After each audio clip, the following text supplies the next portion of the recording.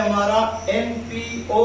NPO का मतलब हुआ नॉट फॉर प्रॉफिट ऑर्गेनाइजेशन और नॉट फॉर प्रॉफिट कंसर्न। ये एनपीओ, ये बोर्ड में क्वेश्चन नंबर 6 में 12 मार्क्स के लिए पूछा जाता है। ठीक है, ये प्रॉब्लम दिया हुआ है, problem number practical problem number 6 और पेज नंबर 117 यानी पेज नंबर 117 और प्रॉब्लम नंबर 6 दिया हुआ है। ठीक है, तो इस प्रॉब्लम को हमने क्या देखा कि प्रॉब्लम तो हमारा दिया हुआ है, ये रेसिडेंट पेमेंट साइड दी हुई है, लेकिन पीछे जो 2 कॉलम दिए उसके अंदर बैलेंसेस दिए हुए हैं 2 साल के। ठीक है, तो उसके अंदर जितनी एडजस्टमेंट दी हुई है, जो भी बैलेंसेस दिया है, तो उसकी मदद से हमको क्या करना रहेगा कि पहले हमको टिक करना रहेगा। तो जितने भी ऊपर पर्टिकुलर दिए हुए जिनके ताल्लुक से पीछे मालूमात दी हुई है एडजस्टमेंट के अंदर, तो उसको हम क्या करेंगे 1 बाय 1 टिक करते जाएंगे। सब्सक्रिप्शन के ऊपर भी उसको भी टिक कर लेंगे और जिन जिनके ऊपर एडजस्टमेंट दी हुई है उन सबको हम टिक करते हुए चलते चले जाएंगे। ठीक है, टिक कर लेने के बाद हमारा दोबारा काम जो ये रहेगा, सबसे पहला ये कि हमको अकाउंट बनाना है, तो अकाउंट हम बनाएंगे। यहाँ लिखेंगे जो चैरिटेबल ट्रस्ट दिया हुआ है राधा कृष्ण चैरिटेबल ट्रस्ट, तो क्या बोलते हैं राधा कृष्णन चैरिटेबल ट्रस्ट और चैरिटेबल हॉस्पिटल, तो हॉस्पिटल का अकाउंट बनाना है। तो सबसे पहले हम बनाएंगे इनकम एंड एक्सपेंडिचर अकाउंट और उसके बाद बनाएंगे बैलेंस शीट। तो यहाँ पर हमने चैरिटेबल जो ट्रस्ट है हमारा हॉस्पिटल है उसका इनकम एंड एक्सपेंडिचर अकाउंट बना लिया और यहाँ पर हमने बैलेंस शीट भी बना ली। ठीक है, उसका ईयर कौन सा दिया है देखो तो इधर ये 31 मार्च 2020 ये बैलेंस शीट है किसका, ये जो हमारा हॉस्पिटल है चैरिटेबल हॉस्पिटल ये राधा कृष्ण का, तो ये हमारा हॉस्पिटल का अकाउंट हमने बना लिया। यहाँ पर इनकम एक्सपेंडिचर और इधर बैलेंस शीट उसकी डेट हमने यहाँ पर लिख दी प्रॉब्लम में से देख के। अब पहले हमने क्या किया कि नीचे एडजस्टमेंट पड़ा और ऊपर 1 बाय 1 सब टिक करते हम चले गए। अब यहाँ पर देखो कॉलम जो हमने बनाया है ये इनर और ये आउटर है, इसमें भी इनर है और आउटर है। तो करना क्या है, इनर कॉलम में जिसके ऊपर एडजस्टमेंट दी है उसको इनर में लिखना है और जिसके ऊपर एडजस्टमेंट नहीं है जो पर्टिकुलर के ऊपर उसको आपको क्या करना है आउटर साइड में लिखना है। अब इसके अंदर अगर आपके पास असेट है तो वो असेट साइड में आपको उसको लिखना है, उसमें भी एडजस्टमेंट है तो उसको भी इनर कॉलम में लिखना है। उसके बाद यहाँ capital fund compulsory liability side में पहली जगह आपको कैपिटल फंड लिखना है। ठीक है, इधर यहाँ पर देखो ये कैश इन हैंड और कैश एट बैंक है, आप इसको नीचे भी लिख सकते हैं या तो ऊपर भी लिख सकते हैं, ये अपने ऊपर डिपेंड करता है। ठीक है, अब यहाँ प्रॉब्लम हम यहाँ तक पहुंच गए। यहाँ पर देखो सबसे पहले ऊपर हमने क्या किया कि देखा कि उसके अंदर देखो ये केस का बैलेंस दिया हुआ है, तो बैलेंस दिया हुआ है कौन सा बैलेंस लिखेंगे, जो लास्ट में बैलेंस दिया हुआ है वही बैलेंस हमको यहाँ पर लिखा जाता है। स्टार्टिंग का ओपनिंग बैलेंस हमको लिखने की जरूरत नहीं रहती, जो लास्ट में दिया हुआ है हमारा पेमेंट साइड में नीचे दिया जाता है तो उसको हमको लिखने की जरूरत पेश आती है। तो हमने केस इन हैंड 960, उसके बाद केस एट बैंक 13,000 हमने यहाँ पर देख के उसमें से लिख दिया। उसके बाद हमारी नजरों में थी एक असेट इक्विपमेंट, ये फिक्स असेट है, इसके ऊपर एडजस्टमेंट है तो इसका अमाउंट हमने कहा लिख दिया इनर में लिख दिया। अब आते हैं यहाँ पर देखो ये टू मेडिसिन परचेस ये भी दिया हुआ, हम प्रॉब्लम साइड चेंज कर लिए तो यहाँ पर ये लिख लिया हमने कि एक्सपेंडिचर में इधर लिखा, लेकिन इनकम में पहली जगह सब्सक्रिप्शन की हमेशा रहेगी, सब्सक्रिप्शन हमेशा पहली जगह लिखा जाएगा। ठीक है, कहाँ लिखा जाएगा पहली जगह यानी फर्स्ट प्लेस पे उसको लिखना है। इसके ऊपर भी एडजस्टमेंट है तो एडजस्टमेंट इसके ऊपर 2 से 3 से 4 दिए तो हम उसके लिए उतनी प्लेस उतनी जगह यहाँ तक के उसको हम छोड़ के चलेंगे। ठीक है, अब उसके बाद पढ़ो बेटा जरा से देखो उसमें साइड देखो चेंज रहेगी, आपका जो प्रॉब्लम रहेगा इधर पेमेंट लिखा है तो उसको इस साइड लाना है, इधर आप लोगों का जैसे रिसिप्ट दिया है तो उसको इनकम साइड में ले आना है, यानी ऐसे क्रॉस करके प्रॉब्लम को साइड चेंज करके ही अमाउंट लिखना है, उसको ट्रांसफर करना है। ठीक है, प्रॉब्लम में ये ध्यान देंगे। ऐसे हमारे पास में है प्रॉब्लम तो आपके पास में पहले लिखा हुआ है रिसिप्ट, तो रिसिप्ट का इधर जाएगा, पेमेंट साइड है तो पेमेंट का एक्सपेंडिचर में आएगा, यानी साइड चेंज होगी जरूर जब हम इसमें अमाउंट ट्रांसफर करेंगे। ठीक है, अब प्रॉब्लम को स्टार्ट लेते, इतना मैंने करा दिया। अब उसके आगे देख तो ये लिखा मैंने टू मेडिसिन परचेज, इसका दिया हुआ है 41,000 यानी ये हमारा एक खर्चा है, मैंने यहाँ पे लिख दिया और उसके नीचे जगह इसलिए छोड़ दिया, इनर में लिखा कि एडजस्टमेंट आगे देखो bye general expenses, general expenses तो एक्सपेंस है तो उसको यहाँ पर हमको लिखने की जरूरत रहेगी to general expenses to general expenses कितना दिया हुआ बेटा 50. इसको टिक नहीं है ना, नहीं. 1050. 50. उसके बाद By salaries. बाय सैलरीज, तो यहाँ पर हमको लिखना है टू सैलरी। देखो सैलरी टिक है क्या बेटा, नहीं. टू सैलरीज कितना दिया हुआ है इसका अमाउंट, They will wrap 500. 23,500, 23,500 रुपये। उसके बाद By stationery. By stationery, stationery बोले तो हमारा वो भी खर्चे में आएगा। टू स्टेशनरी, स्टेशनरी हमारी असेट नहीं है, ठीक है, स्टेशनरीज, तो स्टेशनरी हमारे कितना हो गया, इसका अमाउंट दिया हुआ है 2,000। ये ठीक है क्या बेटा, नहीं, इसको ऑर्डर में लिखेंगे। उसके बाद By expenses on charity show. हाँ, चैरिटी शो का एक्सपेंस है, ठीक है, बराबर है ना। तो यहाँ पर देखो मैं लिखूंगा to expense of Charity show. Charity show. Charity show हमने जो भी कराया होगा उसका कितना एक्सपेंस लगा, खर्चा 550. कितना, 550. 550, 550। उसके बाद देख लीजिए आप आगे। By surgery and dispensary expenses. हाँ देखो, अब यहाँ पर बोला है, उसको इधर लिखेंगे to surgery and Dispensary dispensary, expenses. Dispensary expenses, ठीक है, ये डिस्पेंसरी एक्सपेंसेस कितना अमाउंट पाएगा, 4,200. 4,200 रुपये, ठीक है, ये हमने लिख लिए। उसके बाद By equipments. इक्विपमेंट, देखो इक्विपमेंट वहां दिया हुआ, हमने असेट में वहां पर बता दिया, ये मैंने बता दिया इक्विपमेंट है ना 10,000 रुपीज डिनर में। उसके बाद By balance carried out. By balance है कैरी डाउन, तो वो जो आखिरी में दिया बाय बैलेंस नीचे, उसको ही लिखना है, यहाँ लिखा मैंने बाय बैलेंस में दो दिया, कैश इन हैंड और कैश एट बैंक, वो उसको हम असेट साइड में बताएंगे, केस हमारी असेट है, ठीक है, ओके। उसके बाद साइड चेंज, हाँ, To subscription. सब्सक्रिप्शन टू दिया है, तो मैंने क्या लिखा है यहाँ पे, आप अपने को क्या लिखना है यहाँ पर, बाय सब्सक्रिप्शन, बाय सब्सक्रिप्शन। कितना पैसा इसका अमाउंट, 52,000. 52,000। देखो क्या होता है कि ज्यादातर एडजस्टमेंट जो सब्सक्रिप्शन के ऊपर है वो दी होती ही है, तो इसके ऊपर दी हुई है एडजस्टमेंट, तो हम इसके नीचे क्या करेंगे, लाइन छोड़ देंगे, 1 2 3 4 जितनी भी एडजस्टमेंट हमारी दी है, ये यहाँ से हम अब नया शुरू करेंगे, ये एडजस्टमेंट के लिए हमने जगह छोड़ दी। क्या दिया उसके बाद, To donation generals. देखो डोनेशन है और वो भी जर्नल है, तो यहाँ पर क्या लिखेंगे, बाय डोनेशन, बाय डोनेशन, क्योंकि डोनेशन जो हमको मिला वो हमारी एज अ इनकम है, ठीक है, तो उसको हम लिखेंगे। जर्नल है तो वो भी लिख देते हैं यहाँ पे, कोई बात नहीं, बाय डोनेशन जर्नल लिखने की जरूरत नहीं, लिख दिए। कितना है, 17,500. ठीक है क्या, नहीं. नहीं, 17,500। उसके बाद आगे देखो जरा क्या दिया हुआ उसके बाद में नीचे, To interest and investments.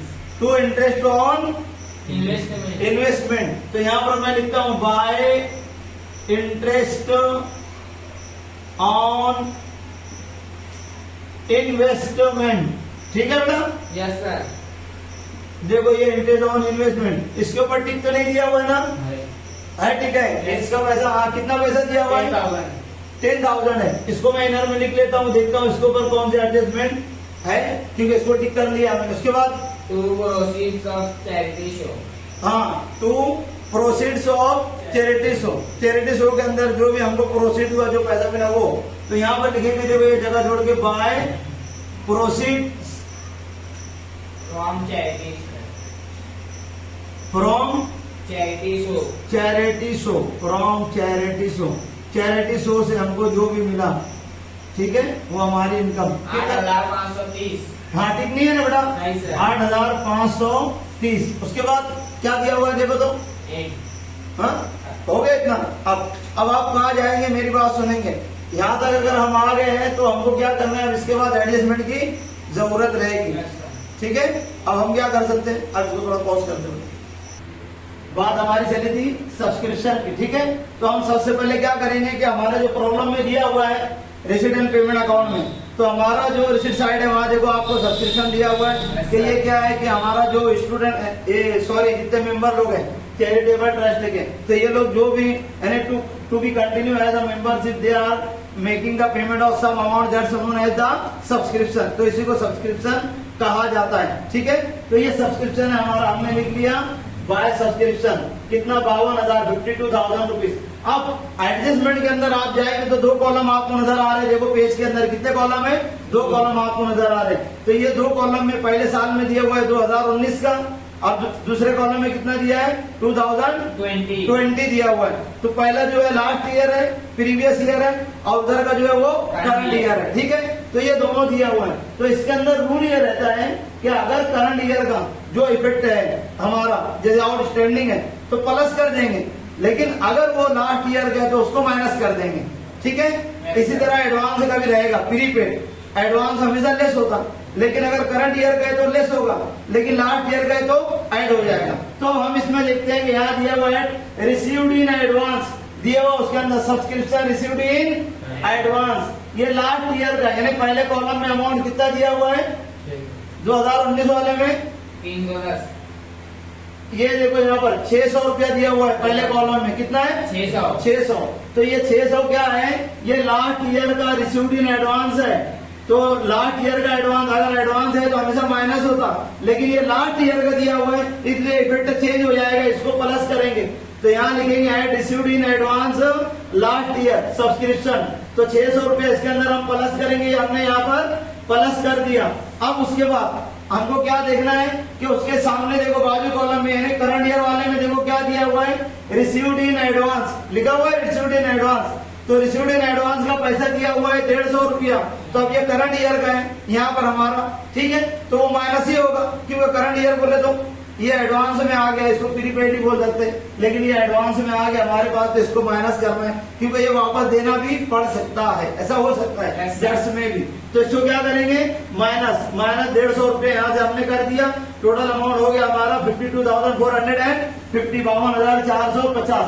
उसके बाद फिर वही दिया हुआ है सब्सक्रिप्शन पे एडजस्टमेंट दिया हुआ है। देखो क्या लिखा हुआ है उसके अंदर, हाँ ड्यू, जो वर्ड दिया हुआ है ना बेटा, देखो ये लिखा हुआ है ऐसा ड्यू। तो ड्यू का मतलब क्या हुआ बाकी, तो बाकी को हम क्या बोल सकते हैं आउट स्टैंडिंग, तो बाकी को हम आउट स्टैंडिंग बोल सकते हैं। ठीक है, ये बोल सकते हैं अपन। तो यहाँ पर ये आउट स्टैंडिंग हो गया।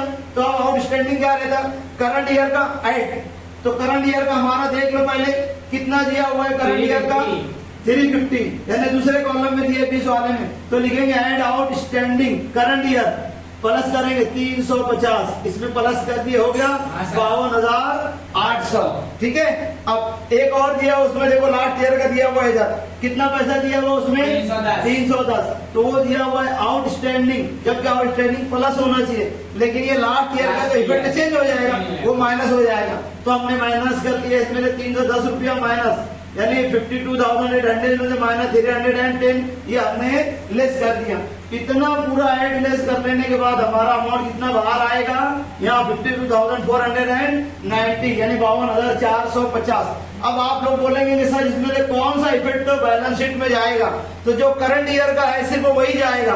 करंट ईयर में देखो यहाँ पर लिखा है करंट ईयर, और ये क्या है रिसीव्ड इन एडवांस, यानी एडवांस करंट ईयर का हमने में ले लिया है, तो वो देना बाकी हो सकता है, तो हमारी लायबिलिटी हो गई है। तो लायबिलिटी साइड में क्या ये दिख रहा है क्या ऐसा, देखो कहा कितना पैसा है ये 150। तो देखो हमने यहाँ लिखा subscription received in advance current year, liability side में 150। ठीक है, अब उसके बाद करंट ईयर फिर ढूंढेंगे, देखो ये करंट ईयर दिया है, तो आउटस्टैंडिंग सब्सक्रिप्शन करंट ईयर, यानी करंट ईयर का हमारा पैसा सब्सक्रिप्शन का और लेना बाकी है। तो जब लेना बाकी है तो क्या बोलेंगे ये हमारी असेट में जाएगा। ठीक है, असेट साइड में जाएगा ना, एसेट में जा सकता है, तो लिखेंगे यहाँ पर आउटस्टैंडिंग सब्सक्रिप्शन, ये आउटस्टैंडिंग है करंट ईयर 2020 का कितना 350, मतलब यहाँ पर जो ये करंट ईयर दिया हुआ है ये और ये करंट ईयर, ये दोनों का इफेक्ट बता दिया। एक इफेक्ट लायबिलिटी साइड में आ गया और एक इफेक्ट कहाँ आ गया हमारा असेट साइड में आ गया। तो आपको इसको समझना है कि करंट ईयर और लास्ट ईयर वो इफेक्ट देखना है, उसका ही सिर्फ करंट ईयर का ही जो इफेक्ट होगा, बाकी जो भी लास्ट ईयर प्रीवियस ईयर है उसका एक ही इफेक्ट हो, सिंगल इफेक्ट होगा। ये हो गया अपना। ठीक है, अब इतना हो जाने के बाद देखेंगे एडजस्टमेंट में हमारा और क्या दिया हुआ उसके ऊपर जल्दी से। Stock of medicine, stock of medicine, देखो स्टॉक ऑफ मेडिसिन ऑलरेडी हमने क्या लिखा है। तो पहले क्या करेंगे कि हमारे प्रॉब्लम में आप चले जाओ, प्रॉब्लम में चले जाओ उसको। ठीक है, थोड़ा नीचे करके आना, हाँ थोड़ा सी देखे उसमें, हाँ कितना दिया हुआ स्टॉक ऑफ मेडिसिन? 41,000। 41,000। तो ये जो हमारा प्रॉब्लम दिया है ये हमारा कब का? ये अभी का है, करंट ईयर का। यानी अभी हमने ये 41,000 का यानी नया अभी हमने क्या करा, इसको खरीदा, नया मेडिसिन हमने परचेज किया है, ठीक है, नया मेडिसिन परचेज किया। तो हमको पहले ये देखना है कि स्टार्ट का कितना था। तो पीछे आपको एडजस्टमेंट में देखो पीछे दिया होगा स्टार्ट का कितना दिया हुआ है? 8,000। हाँ 8,000। तो हमने ये 8,000 लिख लिया। ये ओपनिंग स्टॉक है। क्या है? ओपनिंग स्टॉक मेडिसिन का एडजस्टमेंट में दिया हुआ है। तो हमने एक जगह पे लिख लिया, इसका दूसरे इफेक्ट नहीं बताएंगे हम, ये यहाँ लिख लिए। अब क्या करना है कि हमारे पास स्टॉक इतना था, तो नया जो खरीदा तो नया अपने प्रॉब्लम में देगा, किसमें? पेमेंट साइड में। पेमेंट साइड में देखो दिया हुआ है कितने का खरीदा और हमने मेडिसिन दवा 41,000 का। तो 41 का हमने खरीदा तो वो प्लस कर लेंगे। पहले इतना स्टॉक था फिर खरीदा, टोटल हो गया कितना? 49,000 ये हो गया, ठीक है, हो गया 49,000। अब आपको क्या दिया हुआ है? एडजस्टमेंट में जाएंगे आप लोग, उसके अंदर दिया हुआ है स्टॉक ऑफ मेडिसिन लिखा हुआ है। हाँ सर। हाँ, तो एक मेडिसिन का हमने जो स्टॉक लिख लिया ना ओपनिंग देके, अब उसके अंदर देख लो क्लोजिंग का कितना दिया हुआ है? 11,000। क्लोजिंग यानी ये साल का जो आखिरी दिन है हमारा, उसमें कितना दिया हुआ है? 11,000। सेकंड कॉलम में, हाँ 11,000। तो जो हमेशा क्लोजिंग स्टॉक दिया रहेगा करंट ईयर का हमारा, ये क्लोजिंग स्टॉक है। तो क्लोजिंग स्टॉक को यहाँ से माइनस करेंगे। अब जब माइनस कर लेंगे इतना माल बचा है तो बचा हुआ इसमें से निकाल देंगे, मतलब 38,000 रुपए की मेडिसिन हमारी जा चुकी है, एक्सपेंस हो चुका है, खर्च हो चुकी है, यानी हमने लोगों को दे दी है। यानी इतने अमाउंट का 38,000 की मेडिसिन यूज में आ चुकी है। अब बची कितनी हमारे पास? 11,000। ये दिया हुआ ना उसके अंदर, ये क्या है? क्लोजिंग स्टॉक, वहाँ एडजस्टमेंट में दिया है। तो अब जो भी क्लोजिंग स्टॉक है दो इफेक्ट बताएंगे उसका, क्योंकि माल बचा है। तो असेट साइड में, तो असेट साइड में आएंगे closing stock of medicine 11,000 rupees. कितना? 11,000 रुपीज। ये हो गया। अब उधर खत्म हो गया वो बाकी। अब एडजस्टमेंट का जल्दी से नीचे जो दिया है Estimated value of equipments। हाँ, इक्विपमेंट का एस्टिमेटेड वैल्यू कितना दिया है? 15,000। और हमारे पास इक्विपमेंट कितना है अभी देखो? 10,000 है। हाँ सर। तो वो 15,000 दिया है, मतलब अभी वैल्यू कितनी बढ़ गई? 5,000। 15,000 हो गए तो 5,000 बढ़ गई है। हाँ सर। ये 5,000 बढ़ गई है इसमें। तो इसको बोलेंगे कि अभी वैल्यू 15, एस्टिमेटेड वैल्यू कितनी हो गई उसकी? 15। पहले लिखी कितनी है पुरानी में? 10। मतलब कितनी बढ़ गई? 5। तो बढ़ गई तो टोटल अमाउंट कितना हो गया इसका? 15,000। तो इसको बोलेंगे ऐड एप्रिसिएशन। क्या बोलेंगे? एप्रिसिएशन। ऐड कीमत बढ़ जाना, ऐड एप्रिसिएशन। एप्रिसिएशन हो गया तो ये हमारा फायदा हो गया 5,000 का। तो ये फायदा हो गया। तो अब देखेंगे कि ये इनकम साइड लिख सकते हैं कि एक्सपेंडिचर में लिख सकते हैं? इनकम यहाँ पर लिख सकते हैं। तो क्या लिखेंगे? Bye appreciation. एप्रिसिएशन ऑन किसके ऊपर है? इक्विपमेंट। इक्विपमेंट। इक्विपमेंट इसके ऊपर एडजस्टमेंट है। इसका अमाउंट बढ़ गया, वैल्यू बढ़ गई, तो हमारी इनकम साइड में सेकंड इफेक्ट आएगा हमारा 5,000 रुपीज। उसके बाद बिल्डिंग। बिल्डिंग का अमाउंट कितना दिया हुआ है? 40,000। अच्छा, पुराना बिल्डिंग दिया हुआ है क्या हमारे पास में? देखो तो पहले पेमेंट साइड में बिल्डिंग दिया है? नहीं है। ओके, अब इधर ही देखेंगे, पलटा इधर। हाँ, तो पहले कॉलम में कितना दिया हुआ है? 40,000। तो अब बिल्डिंग हमको लिखना है, मैं यही लिख देता हूँ। ऊपर नीचे होगा थोड़ा सा एडजस्ट कर लेंगे हम। यहाँ पे जगह दिख रही है हालांकि लिखने के लिए, ठीक है। तो यहाँ पर देखो मैंने लिखा ये बिल्डिंग। कितना लिखा है? 15,000। और आखिरी कॉलम में कितना दिया है? कुछ नहीं है। तो यहाँ 15,000 है ना, ये 15,000 मैंने लिख लिया। अब इसके बाद देखो नीचे एडजस्टमेंट दिया होगा, उसके बाद में नीचे वाली लाइन में बिल्डिंग का 40,000 है ना? ये 40,000 है, ये 40,000। अब इसके बाद देखो इसके ऊपर एडजस्टमेंट नीचे दिए होगी, एडजस्टमेंट में देखो ना, हाँ नीचे देखो डिप्रिसिएशन दिया होगा। कितना दिया हुआ है? Depreciation on equipment 1,900 and building 1,500।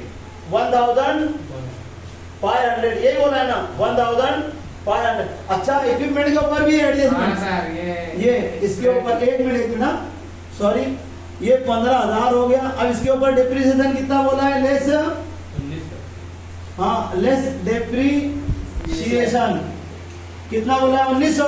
हाँ सर। ये 1900 हम इसमें से क्या कर देंगे, लेस करेंगे। तो लेस करने के बाद जो अमाउंट आया यहाँ पर लिखेंगे 10 से 1 गए, 9 गए, 1 से लाया 1, 5 में से 2 गए, 3, 1 के 1। अब ये डेप्रीसिएशन है तो ये कहाँ पर आएगा, एक्सपेंडिचर में। यहाँ लिखेंगे टू डेप्रीसिएशन, ये टू डेप्रीसिएशन ऑन। पहले किसके ऊपर डेप्रीसिएशन निकाले अपने, इक्विपमेंट के ऊपर हमने निकाला। दूसरा किसके ऊपर निकाला हमने, ये बिल्डिंग पर, ये इक्विपमेंट। और दूसरा बिल्डिंग के ऊपर। इक्विपमेंट का पैसा बोलो कितना निकाला आपने, 1500, ये 1500। और इसका इक्विपमेंट का 1900 है, ठीक है। इसका 1500 है, ये इतना। टोटल डिप्रिसिएशन अपना हो गया 2400 रुपए, ठीक है। ये 2400 हो गया। अब ये इफेक्ट हमने इसका बता दिया, दूसरा भी इसका करके लेस करके, ठीक है। अब बिल्डिंग की बारी बाकी है ना, यही बिल्डिंग को लिख लेते। बिल्डिंग का अमाउंट देखो तो कितना दिया है, 40,000। ये यहाँ हमने 40,000 लिखा। अब बिल्डिंग में डिप्रिसिएशन कितना दिया हुआ है एडजस्टमेंट में, 1500। 1000 का 100 लिखा है ना, तो लिखेंगे लेस डेप्रीसिएशन, लेट डेप्रीसिएशन 1500। ये तो इससे कितना हो जाएगा, ये 38,500 हो जाएगा, सॉरी ये 38,500। अब ये डेप्रिसिएशन का अमाउंट बिल्डिंग का 1500, देखो ये बिल्डिंग का 1500। तो डेप्रिसिएशन का दूसरा इफेक्ट दोनों का एक साथ लिख के बाहर मैंने कर दिया और यहाँ भी मैंने लिख दिया। अब जो एप्रिसिएशन हो गया वो अमाउंट यहाँ पर मैंने लिख दिया कि इतना एप्रिसिएट हो गया, यानी इतना बढ़ गया, वो इफेक्ट भी हमने इसको दिखा दिया, ठीक है। और एडजस्टमेंट कितनी बाकी है, 2। क्या लिखा है देखो तो जल्दी से। कैपिटल फंड, कैपिटल फंड कितना दिया है, 1,70,940। 1,70,940। उसके बाद 10% इन्वेस्टमेंट, इन्वेस्टमेंट हमारी असेट है तो यहाँ लिखेंगे 10% इन्वेस्टमेंट। 10% इन्वेस्टमेंट। तो ये 10% दिया तो इसको कितना अमाउंट दिया है, 1 लाख दिया है। तो इसका 10 कोई डेट नहीं दिया ना बेटा उसको, नहीं। तो 10% कितना हो जाएगा, 10,000। 10,000 इसमें क्या करेंगे, ऐड कर लेंगे। तो ये हो जाएगा 1,10,000 रुपीज। और इसको लिखेंगे ऐड इंटरेस्ट, ठीक है। अब ये इंटरेस्ट देखो, इन्वेस्टमेंट बढ़ गया, असेट बढ़ गई, तो हमारी इनकम साइड में हम उसको लिख सकते हैं। यहाँ लिखेंगे बाय इंटरेस्ट ऑन इन्वेस्टमेंट, है ना, इंटरेस्ट ऑन इन्वेस्टमेंट। ये हमारा हो गया, कितना पैसा है, 10,000 रुपीज। ये 10,000 हमने लिखा। और क्या एडजस्टमेंट में ओके, नीचे एडजस्टमेंट हमने दिया एक भी, जो पैराग्राफ दिया कुछ नहीं है ना। अब देखो ये इतना हमारा प्रोग्राम हमने इस तरीके से सॉल्व कर लिया। अब क्या करना है, सिर्फ हमको उसकी टोटल देखना है। टोटल इसमें देख लो जरा कितनी दी है, मैं बता देता हूँ। देखो जरा सी टोटल, ठीक है। ये पहला कॉलम है। अब इसकी टोटल हमको करना थी, जो भी है टोटल इसकी इनकम 88,520। इनकम की 88,550, ये इसकी टोटल आ गई है।